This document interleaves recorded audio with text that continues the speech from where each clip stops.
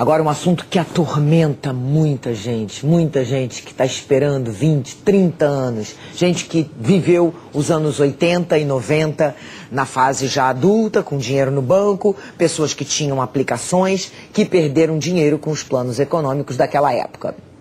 Entre essas perdas, talvez a maior delas tenha sido no plano Collor. Algumas dessas pessoas finalmente vão poder recompor uma parte desse prejuízo em breve. Isso porque foi fechado um acordo, um grande acordo, com os bancos para encerrar quase 1 milhão de ações na justiça. Só que para isso, quem aceitar o acordo vai ter que desistir do processo judicial. Os detalhes sobre o pagamento, Cláudia Bontempo. Cláudia, boa noite, prazer enorme ter você aqui na edição das 6. Você acompanhou aí uma coletiva sobre esse assunto, foi na Advocacia Geral da União, foi isso? Isso mesmo, Leilane. Boa noite, Leilane. Boa noite a todos. E realmente eu trouxe alguns pontos dessa entrevista aqui para vocês. Finalmente esse acordo saiu. Foram 30 anos de espera, 1 milhão de ações na justiça, como você disse. Os poupadores, eles vinham reclamando de perdas nos rendimentos desse dinheiro que estava sendo depositado durante os planos econômicos. São 4 planos. O plano Bresser, de 1987, o Verão, de 1989, e os planos Collor 1, de 1990, e Collor 2 de 1991. E onde entra a Advocacia Geral da União? A Advocacia Geral da União intermediou esse acordo entre bancos e poupadores, um acordo muito difícil, foram 13 meses de uma longa e dura negociação. O mais difícil já foi feito, que é a forma de pagar. Se vai ter parcelamento, se não vai, quem recebe, como vai receber. Mas esses detalhes a gente só vai conhecer na segunda-feira, porque durante essa semana a Advocacia Geral da União, também os bancos e os poupadores ainda estão fechando alguns detalhes muito importantes antes dessa assinatura. São condições que só vão ser conhecidas, como eu disse, na segunda-feira. Por exemplo, quem vai ter direito a esse dinheiro? Só quem entrou na justiça? Só com ação coletiva ou vale a ação individual? E como é que fica a situação dos herdeiros? Porque muitos desses poupadores são idosos, alguns não estão mais vivos. Como é que fica a situação desses beneficiários? Afinal, como você disse, isso se arrasta há 30 anos. Agora, o que vai acontecer agora? Segunda-feira vai ter a assinatura desse acordo, pelo menos essa é a expectativa. Depois esse acordo vai ser levado para o Supremo Tribunal Federal, porque o Supremo precisa homologar esse acordo. Só depois disso é que a gente pode ter a expectativa desses pagamentos. Quando eles começam? Provavelmente a partir de janeiro ou fevereiro do ano que vem. O valor total da indenização deve ficar em torno mais ou menos de 10, 11 bilhões de reais. E uma coisa muito importante que foi dita hoje: todo mundo que for receber essa indenização tem que ter esse comprovante, tem que ter um documento de que o dinheiro estava depositado nessa época desses planos econômicos, se quiser receber a indenização. Mas veja mais detalhes sobre essa situação toda, esse acordo todo, na entrevista que eu fiz agora há pouco com a ministra Greice Mendonça.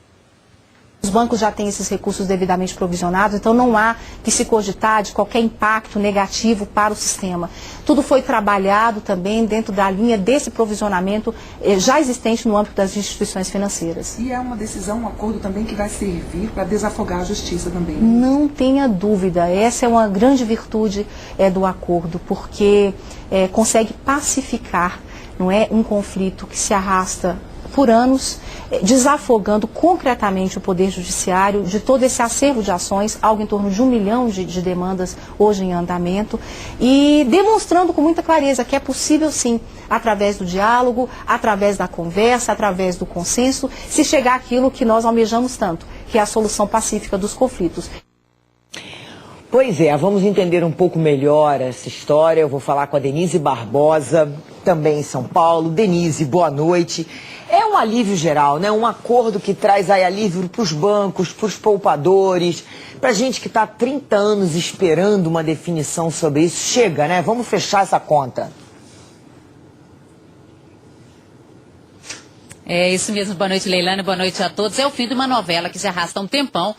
Leilane, a gente deve ter agora telespectadores nos assistindo que são mais jovens do que esses planos e que nem viveram, nem sabem disso, mas tem muita gente que viveu e que perdeu. Eram pessoas que tinham cadernetas de poupança e que perderam dinheiro dessa entrada e saída dos vários planos econômicos que o Brasil passou antes do plano real.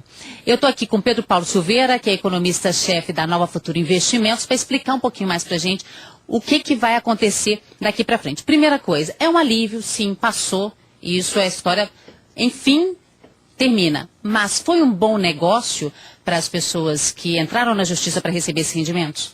Com certeza foi um bom negócio, justamente porque encerra a possibilidade de mais e mais anos se discutindo isso daí.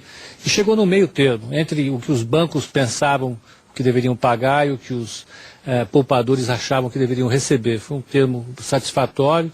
Por fim, não paga, evidentemente, todo o custo das pessoas esperarem 30 anos. Teve gente que esperou 30 anos, outras 20 e poucos anos. Mas não paga esse custo de esperar todo esse tempo, mas encerra a novela e isso efetivamente vai colocar algum dinheiro na mão dessas famílias e repor parte das perdas que elas tiveram, com certeza. Pedro Paulo, a Cláudia falou mais cedo aqui, logo antes da gente entrar aqui, tem muita informação que vai sair na semana que vem, mas pelo que a gente já sabe, as pessoas que não entraram na justiça, mas que tinham caderneta de poupança nessa época, elas vão poder reivindicar também parte desse dinheiro?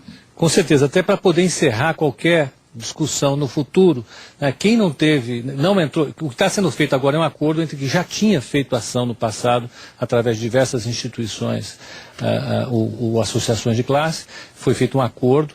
Então quem não entrou com nenhuma ação até então, vai poder entrar a partir do momento em que for autorizado o acordo pelo Supremo. Então vai ter um período, segundo fala-se, de 6 meses, para as famílias que não tiveram entraram com essa ação poderem entrar e aderir no acordo. Agora, Pedro Paulo, explica para a gente, resumidamente, o que exatamente são essas perdas? A pessoa estava com o dinheiro na poupança e na hora de receber o rendimento ele vinha menor por causa dessa virada de regra. O que acontecia? Foi um período em que os preços subiam muito rapidamente, os valores eram muito confusos, é difícil esses jovens entenderem isso, né? A inflação podia chegar a 15%, 20%, 30% ao mês, e na hora de fazer o cálculo, mudava o valor, mudava a moeda, na hora de fazer o cálculo dos saldos que as pessoas tinham na poupança, aplicava-se um fator de conversão para a nova moeda. Nesse fator de conversão as pessoas perdiam rentabilidade, poder aquisitivo. Então o que está sendo discutido é essa perda do poder aquisitivo por ocasião de um cálculo feito de maneira indevida na virada de cada um desses planos, das décadas de 80 e 90. Então, dependendo do cálculo que foi feito, a pessoa tem uma perda de um determinado valor ou de outro valor. Então, o que você chegou no acordo agora, qual é o valor da perda, e vão chegar a um acordo para pagar. Você falou que foi um meio termo entre o que as pessoas queriam receber, o que os bancos queriam pagar, mas existia até um risco dos bancos terem que desembolsar um valor ainda maior, o que poderia até atingir e impactar nos caixas desses bancos, né? A entidade de classe dos bancos, a Febraban, chegou a dizer, um ano atrás, que esse valor poderia chegar, dependendo do cálculo, a mais de 300 bilhões de reais. O mercado estimava entre 100 e 150 bilhões de reais as perdas potenciais que os bancos poderiam ter, mas vão ser perdas entre 10 e 15 bilhões de reais. Boa parte desses pagamentos já estava provisionado nos balanços dos grandes bancos, então isso não vai ter um impacto negativo para os bancos. Pelo contrário, o mercado gostou de saber disso daí, porque limita as perdas, os bancos já estavam preparados para isso, e da parte dos bancos também encerra essa novela, eles têm uma vida para frente agora completamente zerada. Ok, muito obrigada então pelas suas informações. Os bancos, a gente não está muito preocupado com eles não, né, Leilane? Porque a gente sabe que banco no Brasil tem um lucro muito alto. A gente está preocupado com os correntistas que agora, enfim, vão receber pelo menos parte das perdas, né? É verdade, os bancos nunca perdem, né? Eu não me lembro nunca de banco sair perdendo em situação nenhuma, né? Quem perde normalmente é quem tem a conta, quem é o poupador. E como disse o convidado aí, nessa época muita gente perdeu dinheiro. É o que ele falou, os jovens hoje não sabem muito do que a gente está falando. Mas quem viveu aquela época tinha que entender de economia, saber o que era overnight, ver o dinheiro mudar todo dia. Era uma coisa assustadora. Assustadora. Vai ter muita gente. Era dureza. Quem conseguiu esperar 30 anos vai respirar aliviado. Obrigada, Denise. Foi ótimo você ter informado tudo pra gente. Obrigada.